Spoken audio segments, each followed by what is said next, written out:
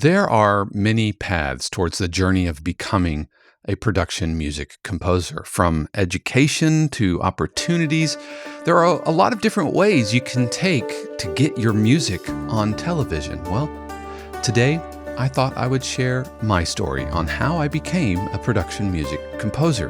Plus, we're going to listen to an 80s inspired synth-pop tune from a member of the 52 Qs family on this week's episode of the 52 Qs podcast.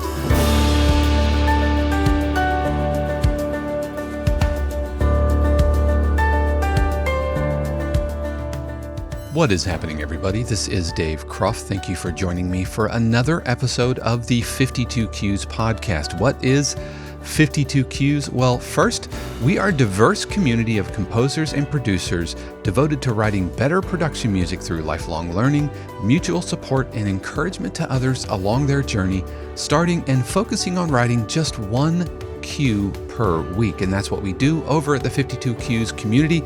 You can check us out at 52qs.com. Also, before we get started, I want to give a special word of thanks to my Patreon patrons whose support really does help keep things going here. I'll talk a lot more about my Patreon at the end of the video. Also, if you're watching this on YouTube and want to take the podcast on the go, we are available on Apple Music, Spotify, all of the podcast apps of your choice. And if you're listening to this in audio, then you can also check us out on YouTube. The link for the video is in the description, and I hope that you join us over there. We're going to be talking about my story today and kind of how I progressed and how I got into production music, but we're also going to be checking out a synth-pop cue written by a member of the 52 Qs family, Jeff LaPlante. It's called Dreaming in Color. And if you want to skip over my story and get right into the cue breakdown, be sure to check out the timestamps in the description below. I recently heard the phrase, and I think I've heard something like it before, but it came back to my consciousness that luck is opportunity plus preparation. And I think nothing encapsulates my journey towards becoming a production music composer than that phrase. But before I tell like the backstory, because I want to start kind of early, but the TLDR is, I was putting my music on SoundCloud, a library heard it, and asked me to join. That's the spark, but that's not really the full story. So let me back up. And how far back do I want to go? I don't know. How long do you have? Let's go back to like third and fourth grade. If that's okay, third and fourth grade. So I grew up in church, and my parents were the type of folks, if the doors were open, they were at church Wednesday night, Sunday morning, Sunday night, anytime, helping clean up the church and all of this. This was in Oceanside, California, which is a suburb of San Diego, and which is why I'm a Padres and a Chargers fan. And my parents were they put on a lot of the musicals and stuff that the church did, and they did one, and it was called like Salty, who was a songbook, and the songbook, the Salty 1, Salty Kids Praise, I think it was called, and like Kids Praise 3, I think it was Kids Praise 3. Salty had a wife, got married, and they had children. And the little booklets were called Harmony, Melody, and Rhythm. Now, my father played Salty, which means that he like dressed up in a book costume and had a painted, blue painted face, and he was a book. And my sister got to play melody. I wanted to play rhythm. But because my father was the lead and my sister, was also in the play, my mother, who was the director, decided not to cast me. And so I was super disappointed. Now, at the time, I'm like, it's because, my sister got it and I didn't. It could have been that I was just a terrible actor and I wasn't the right part or whatever. But I remember thinking to my little third grade brain, you'll see, Mom, I'm going to be a drummer, because Rhythm was a drummer. He had drumsticks and all of that. And I'll be a drummer. You'll see. Fast forward to fifth grade, where in California, I could have taken orchestra lessons. I could have played violin in fifth grade, and I was so desperate to play an instrument. I was so desperate. Thinking back, you'll see, I'll make them all pay. But I ended up not taking orchestra because my father retired from the military, and we moved from we moved from California to North Carolina. Then I get into the sixth grade, and I finally get the opportunity to take sixth grade band. And I signed up to be a drummer, a percussionist. Thinking back to, you'll see, I'll be a drummer one day. And I remember my band director at the time, you had to take like little tests in fifth grade. You had to take little tests to figure out what you wanted to be in band. And I took the test and apparently scored pretty high in it, which is fine. But the band director desperately wanted me to play trumpet, but I wanted to be a drummer. I think I was trying to be kind, but he actually said, your musical aptitude would be wasted on drums, which at the time I kind of took personally. I'm like, wait, no, I want to be a drummer. Half of my life I wanted to be a drummer. And so he let me do the drums. Thinking back to it now, I'm like, that's a really crummy thing to tell a fifth grader, that the thing that they want to do is a waste of time. Turns out, he was a trumpet player. I think he was trying to recruit trumpet players. I think it had much less to do with me, and probably he needed trumpet players in his band. And so that's fine. Adults gonna adult in 1985 or whenever that was. I think it was, that was 1985 that all that happened. So I finally got to be a drummer. I finally got to carry my little bell set to school, and got a practice pad, got a drum set in seventh grade, started playing really all into like Rush. Was Neil Peart was my hero. But in middle school, I saw Back to the Future, and I heard the Back to the Future soundtrack by Alan Silvestri. And that was when I knew. That's when I knew that I wanted to be a composer. That's when I knew I wanted to be a film composer, specifically. And I got the cassette of the Back to the Future soundtrack, which the B-side had the Back to the Future suite on the B-side of the cassette, which wasn't the full score. I couldn't even find just the score. And I listened to that Back to the Future suite over and over and over. I would skip past, Johnny Be Good and Roll With Me, Henry, and all of the other, Earth Angel, all the other songs that were on the soundtrack. And I listened to Alan Silvestri's Back to the Future score over and over and over. But I couldn't really find a way to learn about how to be a composer at the time. So all throughout high school, I am really deep into film music. Really deep into film music, loving film music, going to movies all the time. I didn't really go to any rock concerts or anything like that. Just really into film music but still not really knowing how I could go study composition because I was so hard into percussion performance and I wanted to be a band director because I knew that education was in me, which is why I'm still to this day doing what I'm doing.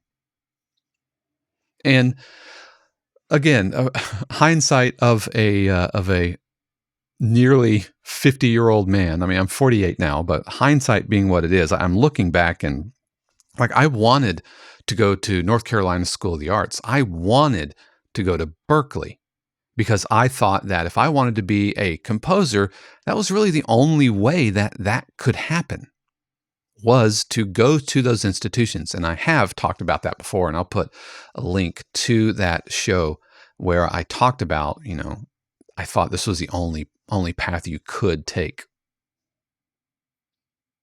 But I ended up going to Appalachian State where I studied percussion and to be a music educator, specifically wanted to be a band director and saw all my friends student teaching. And so I'm like, oh, that is not for me. The higher up I get and the closer I got towards wrapping up my degree, I'm like, I don't want to be in the public school system. And then transitioned out of that and into a composing degree, be a composer, because I wanted to be a film composer. But even at that time, this would have been, early to mid 90s. Even at that time, being a composer for film music, at least in that circle, it wasn't nearly, how to say this? I don't want to say it was frowned upon, but it kind of seemed like it was thought as selling out. Whether that's true or not, whether that was propagated by the faculty, which I don't think it was, or the fellow students, but the composing degree was definitely much more of like concert art music focused.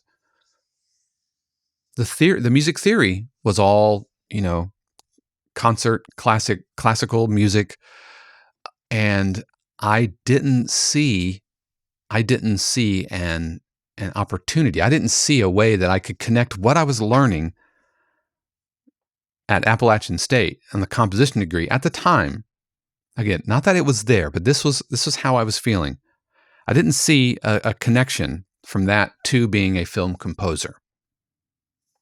So I transferred to another school, which had a much more kind of traditional mainline composing degree, and they disagreed. This was a University of North Carolina, Greensboro, and they disagreed with how they taught theory, specifically revolving around solfege.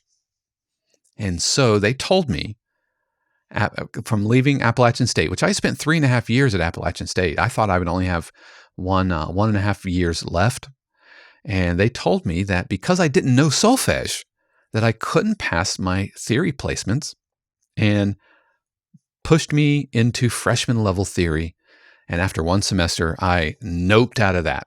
I did not have another 4 years in the tank to learn solfege. And to this day, I still don't know solfege. And it has a very kind of specific bitter taste, solfege does.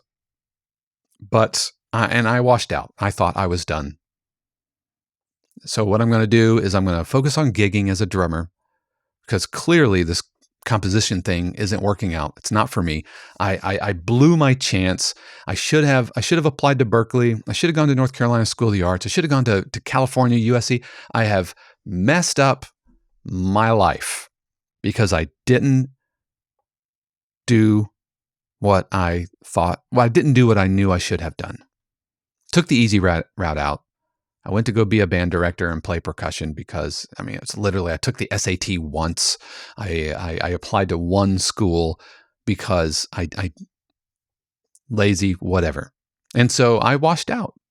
I washed out of school and kind of thought I had failed and that's never going to happen for me. Taught some private drum set lessons, threw myself into graphic design and web design, worked at a print shop, worked third shift at American Express, DJ'd a roller rink, worked at a dollar movie, worked at Blockbuster Video.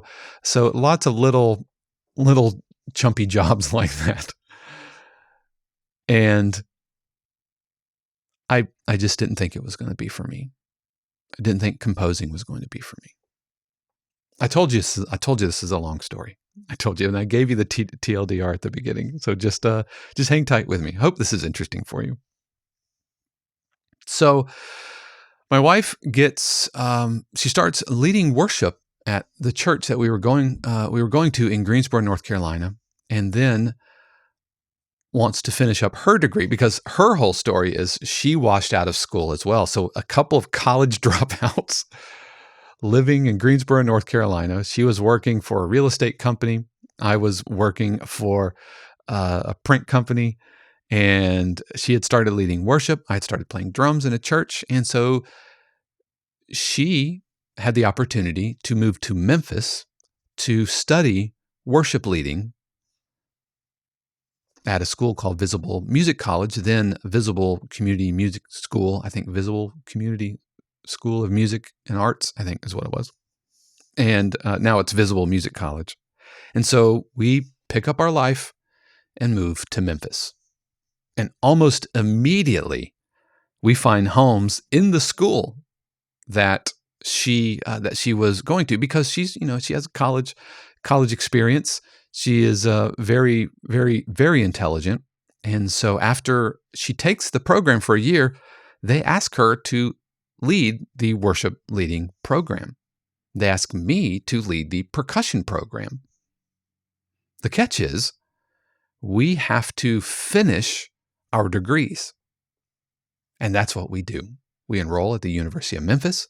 We get our degrees, and she gets hers in musicology and moves on to her master's. Her undergrad in music history and her master's in musicology. And I get my undergrad in music history, which is so hysterically ironic because I hated music history at Appalachian State, loved music history at the University of Memphis, partly because the faculty there are stellar. The music history program is stellar. It was the first music history that I'd had that it wasn't just like dates and dead people. It was music as it applies and as it impacts culture, which was so mind-blowing for me. And it wasn't just a bunch of dead dates and dead people. Shout out to Dr. Ken Kreitner at University of Memphis, who changed both of our lives and trajectory of our lives, because he also knew we were adult students and that we weren't there to just waste everybody's time. And so my undergraduate was in music history. It was quite literally the path of least resistance. The most credit hours transferred from Appalachian State and University of North Carolina, Greensboro meant that it's the fastest way that I could get towards my master's in jazz and studio music. Because, why not composition? Because drums they just come easy to me. I don't really have to work at it. And so I get my master's in jazz and studio music and continue for the next, 10 years or so, heading up the percussion program at Visible Music College, eventually onto the music department chair. Shannon becomes the academic dean, the vice president of academics. She steps out of her role leading the worship leaders and oversees all of the academics. So we're doing pretty well. We're like, okay, this was it. But even then, and even as I was kind of sitting, literally in my office in Memphis, I was still composing. There was still that unrequited, unmet ember, right? That ember just burning inside. That like I'm not really doing I'm not really doing the thing that I believe I was probably set on the earth to do, which was be a composer on some level. Now that seems pretty grand, and I don't think it's ultimately like that big of a deal. I don't think I'm changing anybody's life necessarily by being a composer, but Percussion was what I did, but composing was like kind of who I was. And so when the opportunity arose to move to Florida and take a gig at Full Sail, and both Shannon and I can take gigs at Full Sail, we packed up. It had become clear that our time in Memphis was at an end, and that's fine. It is what it is. But we both got the opportunity. She originally started teaching music theory, and she started teaching the music history course. Well, there are two music history courses. Hers was basically like Stephen Foster up to the Beatles. That's what she taught at Full Sail. And I got to teach music composition because all this time I was composing little things, not for anybody, but for myself, and just putting them up on SoundCloud. And that is going to be super important a little bit later. Just writing things. I was using Ableton Live and Reason at the time, writing trip hop acid jazz because I was also a DJ, and I've talked about that. I was just doing remixes and making these little lo-fi kind of ambient, dabbling into orchestral things, really not knowing much of what I was doing, just trying to create the things in the DAW that I knew I had just steeped myself in through listening, but not really having any formal like film music or composition training. I essentially had 2 semesters of composition schooling before I noped out. But all through University of Memphis, I really didn't take any music composition classes beyond like jazz arranging and that, but that's a whole kind of different thing. And so I'm just putting my things up on SoundCloud. And when I apply to Full Sail, I put those in there. This is what I do. I also write music. I also know my way around a DAW. Here's my my portfolio. Here's my CV, resume, cover letter. Get an interview, and they bring me down. They bring both Shannon and I down to Florida. And so I'm teaching a class called Music Composition Programming. Now it's called Project and Portfolio 2. Essentially teaching the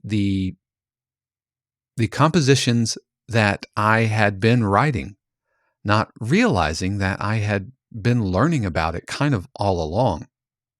And my studies at Appalachian State, my composition lessons I had there, the jazz arranging lessons, the jazz improv lessons, all of these things which I thought were kind of unrelated, learning about pitch and intervals as a timpani player, they're absolutely related to being a composer. But I didn't think I had necessarily the formal right training. And so I always thought that, I'm still missing something. There was always that unrequited desire to have gone off and been a composing student. I mean, I was still looking at like distance master's degrees in film music. So I'm at Full Sail. I'm teaching music composition, programming, basically how to do like electronic music and like hip hop and some dramatic stuff, in Logic Pro, and still making my own beats, hip hop, transient, trip hop, ambient kind of things, putting them up on SoundCloud, which I had been doing for years. Now, here is where opportunity and preparation converge for me. Somehow, one of the other guys at Full Sail got wind of my SoundCloud page. I have no idea how he heard it.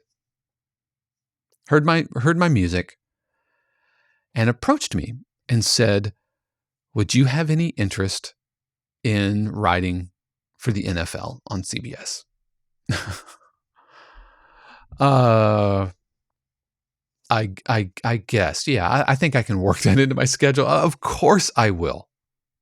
And as it turns out, they were a group of composers called Unified Sounds, and they have different kind of composers in their cabal, their cabal of composers, and each one kind of did their own niche. Not that they couldn't do other things, but everybody kind of had their lane. One composer was kind of a songwriter. Another composer was like a really good like funk guitarist, really talented actual guitarist. Another composer did the epic sweeping John Williams type sounds. Another composer was into like writing chip tunes and EDM. And another composer was into writing metal and could like program really realistic hard metal drums. But they didn't really have like a hip hop guy. And it just so happened when the next season was coming around, they were saying, anybody we know, has anybody caught wind of someone that they've encountered that writes this type of music? And someone got wind of my SoundCloud playlist, and the things I had been writing are a really good fit for some of this sports broadcasting. They asked me if I wanted to join, and I said yes. Opportunity, meeting preparation. And what I didn't realize at the time was I'd kind of been preparing for this my whole life. Because there is no one path to becoming a production music composer. And everything that you've learned along the way, whether it's working third shift at American Express or a dollar theater, or working web design or teaching lessons or gigging out, it all is woven into the story of who you are and what you're about as a composer, as a performer, as a musician, dare I say, as an artist. It all gets baked into who you are. And that's qualifying. That absolutely qualifies you to do this job. Assuming you want it and you're serious about it and you're looking always to improve and you're always looking for ways to learn new techniques and get better, then you don't have to have a degree. The degree can help you along the way. I tell my students at Full Sail this all the time. The degree you're getting is not what qualifies you.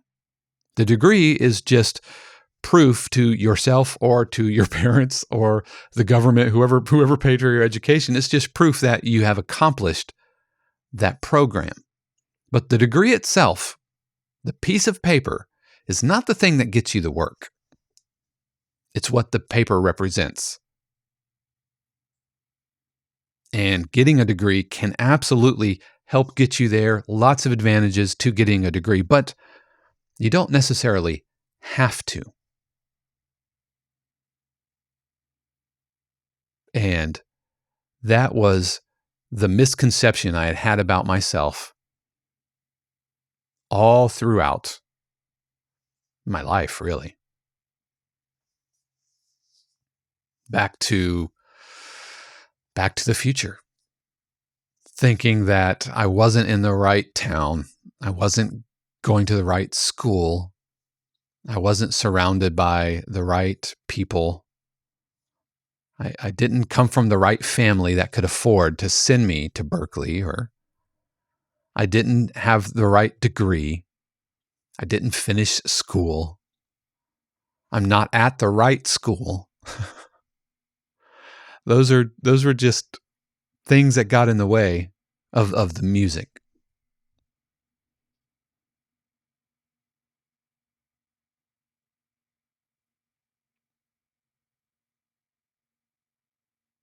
And so my journey took off when someone heard my stuff because I was putting it out there, not with the intent of like spamming, not with the intent of look at me,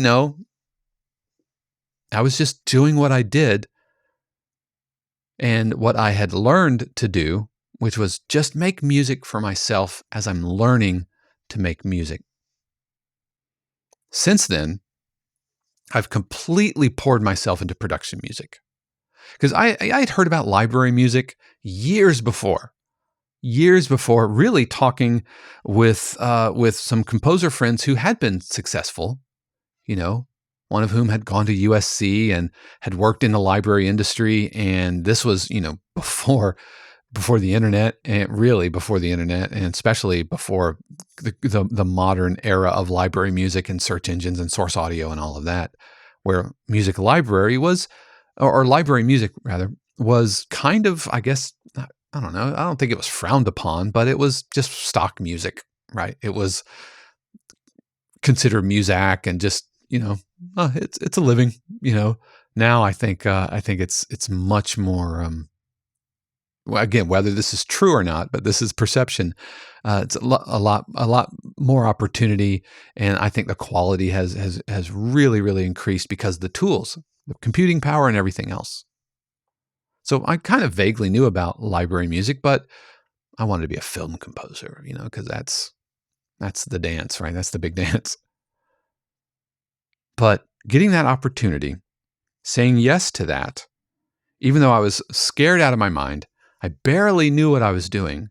And I'm so thankful that that crew came alongside me and really taught me the ins and outs, the ropes of production music, form, structure, harmonic language, consistency in mood and emotion, instrumentation, mixing, how to be loud but without being distorted, how to be how to communicate, confidence and swagger, how to keep stacking layer upon layer upon layer of strings and epic drums without it getting too muddy.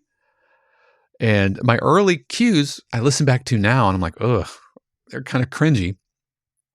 But I'm really thankful that they helped me along the way. Because back then, I mean, these types of YouTube channels really didn't exist. And if they did exist, I didn't know where they were. And so that's how I got into production music. Threw myself into it, said yes to the opportunity, and really absorbed as much as I could. And then dove into Taxi, dove into to anything I could get my hands on to learn about production music, just ate it up. And got some more library placements, and here we are today. Still a teacher, because that's not a binary decision. I don't have to choose to be a teacher or a composer. But like I've said in a previous vlog entry, what I'm not really anymore is much of a drummer. I have the occasional gig. I have actually a gig tonight, but it's definitely not what I've been focusing on, because now I can focus on what 1985 Dave knew, which was you're really here to be a composer, and production music gives me the opportunity to do that. Doesn't require me to move to LA, doesn't require me to I don't have to have a big fancy education, a giant studio. I don't have to have a doctorate in film music. Just here in a room over a garage, making a living, making music, and sharing that with you. Speaking of you, I would love to hear your journey. I would love to hear how you got into production music. What was your path? Did you go to school? Did you have that degree in music? How did your journey unfold for you? I would love to hear from you, and I hope you enjoyed that. I hope that was helpful to kind of hear how I got there. And like I said, I know that was a long story. I warned you. I said we're starting in third grade, And here I am, 48 years old. So there we go. All right, let's change gears a little bit. I want to take a listen to our cue for this week. This is called Dreaming in Color, and this is by a 52 Cues family member named Jeff LaPlante. And we're going to listen to the whole thing, and then we're going to talk about it on the other side.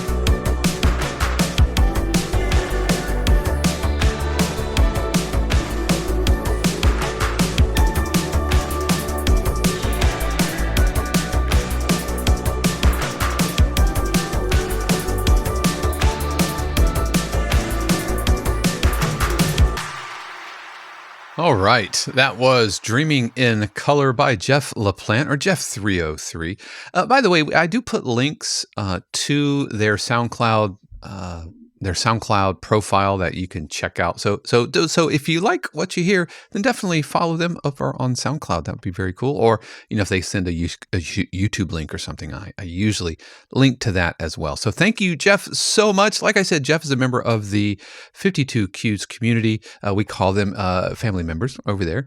And so I really, really, really dug this. Love the kind of synthwave vibe to this. Is very aha. The vocal haze, or whatever song.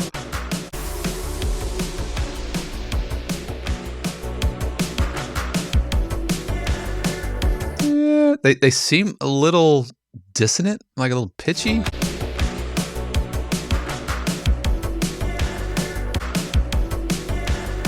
That something's not.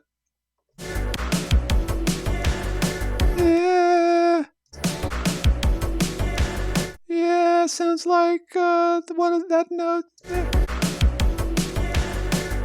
Yeah, I would tweak that a little bit. Great layering.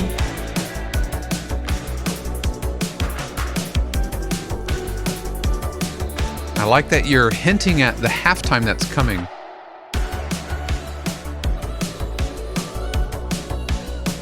Can we make a little bit bigger difference when you kind of go? This is kind of a chorus verse type of arrangement.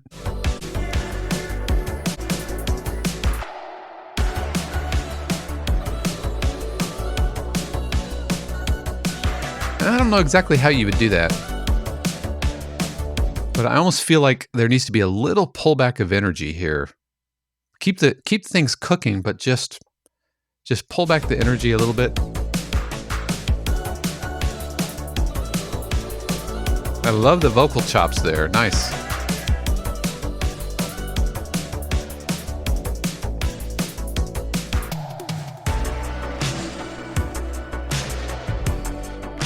I like the halftime. I think that really works.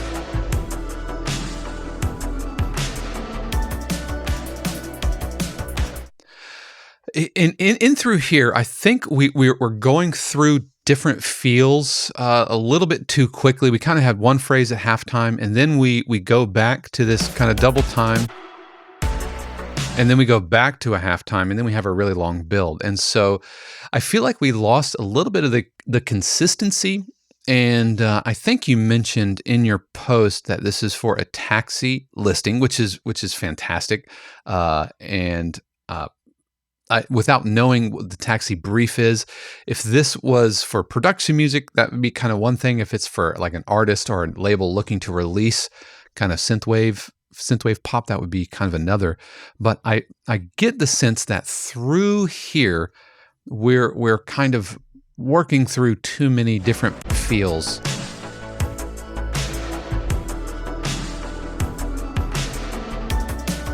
And I would keep that big snare. Doosh. I would keep that underneath.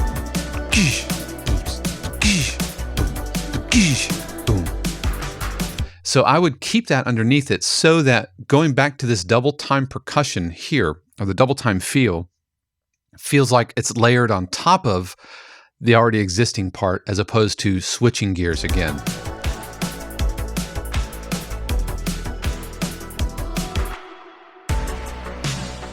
And then we go back to here. Now, right, so now we're going back to where we were. And this is where if this was an artist label thing, that's one thing. If it's production music, again, I feel like it's doing this a little bit too much. Generally, with production music, we want kind of a steady ramp of energy. Even when you do a breakdown, go into a halftime, you want to push it forward, which I think will give you, if you keep pushing this steadily up here in energy, then when you do the pullback for the big build back to the original feel, I think that's gonna pay off a little bit better. Because right now we're pulling back energy, we push energy, and then we pull back again, and then we're trying to build out of that. And it feels like I don't know, it just feels like we've stumbled a little bit, energetically speaking. And I think this would have a much bigger payoff if we had built the energy, then pull back one final time, and then back into our A section.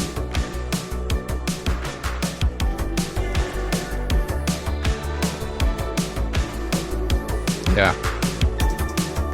Good layering here, adding the hi-hats, adding the extra little piano notes. Makes this great. Stereo image, everything's really working here. But we do need a much more solid ending.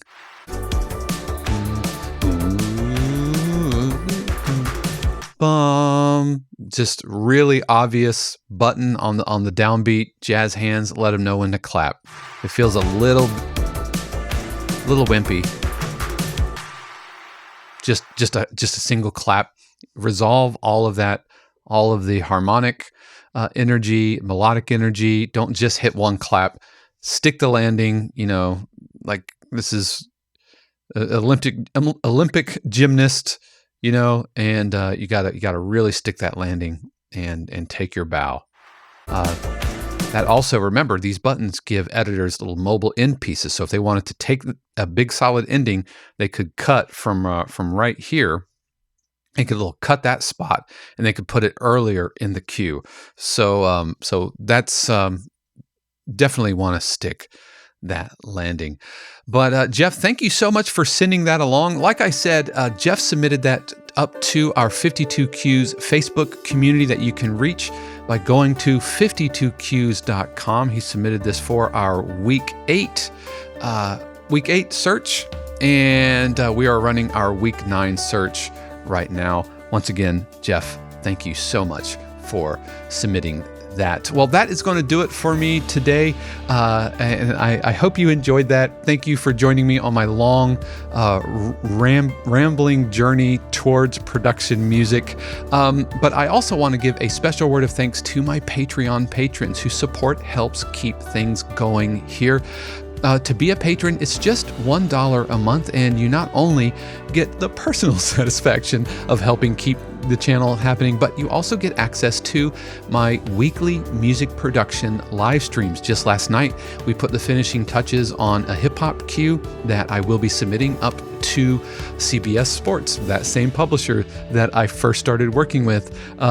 So we've now been doing this for a year, and so we have like 35 cues that you can see created in their entirety.